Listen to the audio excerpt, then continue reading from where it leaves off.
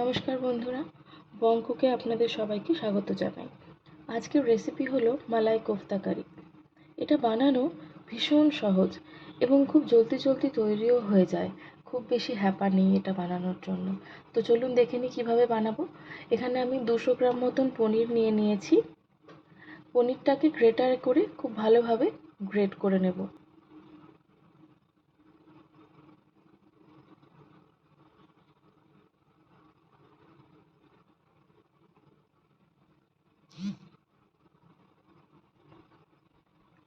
এই গ্রেটেড পনিরের সাথে এরপরে আমি অ্যাড করব কিছু ভেজিটেবলস, যেমন একটা মিডিয়াম সাইজের গাজরকে আমি আবার গ্রেটারে করে ভালোভাবে কুড়ে নিয়েছি, আর তার সাথে অ্যাড করেছি 2 চামচ কুচি করে রাখা ক্যাপসিকামগুলোকে খুব ছোট ছোট করে কুচি করতে হবে।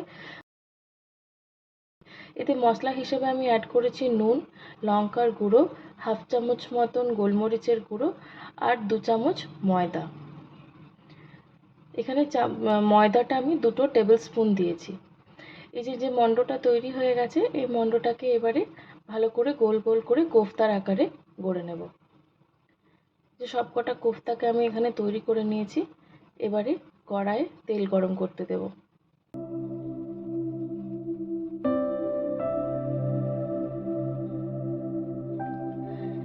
এবার সবকটা কোফতাকে লাল লাল করে আমি ভেজে নেব।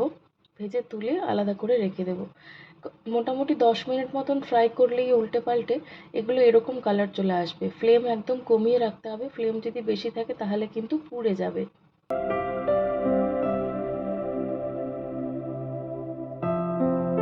কোফতা ভাজার তেলের মধ্যে আমি এখানে দিয়ে দিলাম তেজপাতা,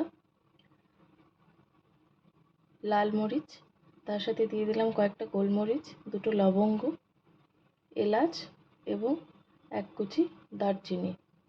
এবারে মশলাটাকে খুব ভালোভাবে ফ্রাই করে নেব, গোটা গরম মশলাগুলোকে, এবং ফ্রাই হয়ে গেলে আমি তেজপাতাগুলোকে তুলে নেব। তেজপাতাটা আমাদের শুধু একটু সুন্দর ফ্রেগরেন্সের জন্য আমি ইউজ করেছি। এবারে তেলের মধ্যে আমি একটু চিনি দিয়ে দিলাম। তেলের মধ্যে চিনি দিলে তরকারিতে খুব সুন্দর রং আসে। এবারে আমি আস্তে আস্তে পেঁয়াজের মশলাগুলো অ্যাড করে দেবো। প্রথমে দিয়েছি একটা বড় সাইজের পেঁয়াজ, তারপরে দিলাম আদা, 8 থেকে 10 কুচি রসুন, একটা গোটা টমেটো, আমি বীজগুলোকে ছাড়িয়ে নিয়েছি টমেটোর। এর সঙ্গে অ্যাড করলাম 8 থেকে 10 কুচি কাজু বাদাম। আর একটা জিনিস আমি এখানে দেবো, সেটা হচ্ছে ধনে পাতার স্টেমসগুলো। ধনে পাতাটা আমি ইউজ করছি না, এখানে আমি শুধু এই ডাঁটিগুলো ইউজ করছি যাতে খুব সুন্দর গন্ধ আসে। মশলা হিসেবে আমি এখানে দিয়ে দিলাম হলুদ, জিরে গুঁড়ো, ধনে গুঁড়ো, কাশ্মীরি লাল লঙ্কার গুঁড়ো আর স্বাদ মতো নুন দিয়ে মশলাটাকে খুব ভালো করে নাড়িয়ে চাড়িয়ে এমনভাবে কষাতে হবে যাতে প্রত্যেকটি মশলার কাঁচা গন্ধ চলে যায়। আমি এটাকে বেশ খানিকক্ষণ ঢাকা দিয়ে কষিয়ে নেব।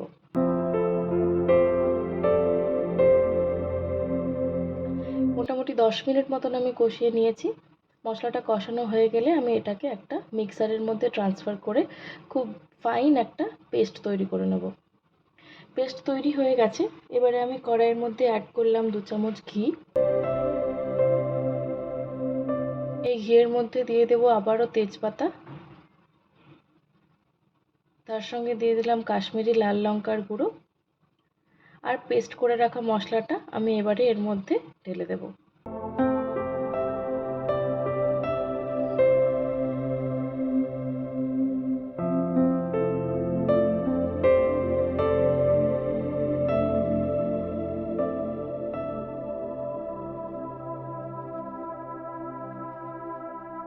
এর মধ্যে কোফতাগুলোকে আমি অ্যাড করে দেব।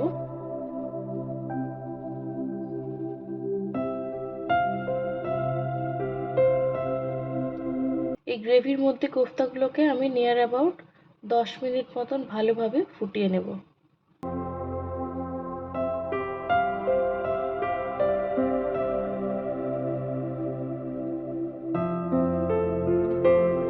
এটা মোটামুটি ফুটে গেছে, এটা তৈরি হয়ে গেছে। এবারে গ্যাসের ফ্লেমটা অফ করবার আগে আমি একটু ধনেপাতা কুচি ছড়িয়ে সার্ভ করে নেব মালাই কোফতা।